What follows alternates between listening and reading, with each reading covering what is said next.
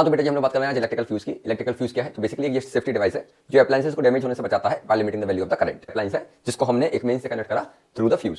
ठीक है, अब यहाँ से क्या होगा, यहाँ से करंट निकलेगा और जो वायर करंट को अप्लायंसेस तक ले जाएगा that will be the live wire, और जो वायर रिटर्न पाथ प्रोवाइड करेगा that will be the neutral wire. तो यहाँ से करंट निकलेगा अप्लायंसेस थ्रू होते हुए वापस मेंस में लौट आएगा।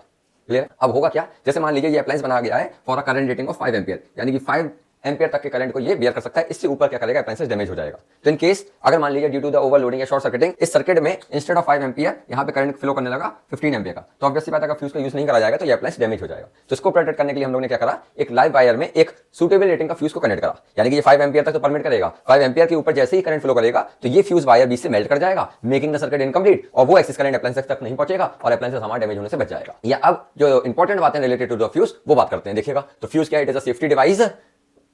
It is a safety device which prevents the circuit and the appliances from overloading। कैसे? By limiting the value of the current, यानी कि जिस रेटिंग के लिए फ्यूज बनाया गया है उतना फ्लो करेगा, उसके ऊपर क्या कर जाएगा, ये सर्किट को इंटरप्ट कर देगा।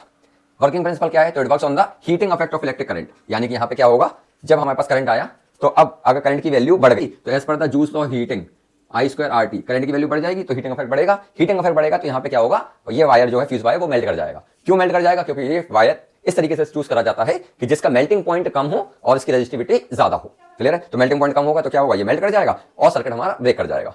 तो it works on the principle of heating effect of electric current. Connection की बात करें कैसे कनेक्ट करा जाता है, तो it is always connected in series with the appliance. ये अप्लायंस है, इसकी सीरीज में कनेक्ट करा इनटू द लाइव वायर। ये इंपॉर्टेंट बात है, किस वायर में कनेक्ट करेंगे, हमेशा फ्यूज को लाइव वायर में कनेक्ट करेंगे, न्यूट्रल में कनेक्ट नहीं किया जाएगा। ठीक है, मटेरियल क्या यूज करा गया, तो fuse wire is made up of material having low melting point and high resistivity. ऐसे मटेरियल को चूज करना जिसका मेल्टिंग पॉइंट कम हो और रेजिस्टिविटी हाई हो।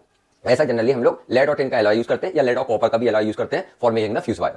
आई होप आपको बात समझ में आई होगी। अगर बात समझ में आई है तो please do like the video, share the video and subscribe the channel. Thank you बेटा जी।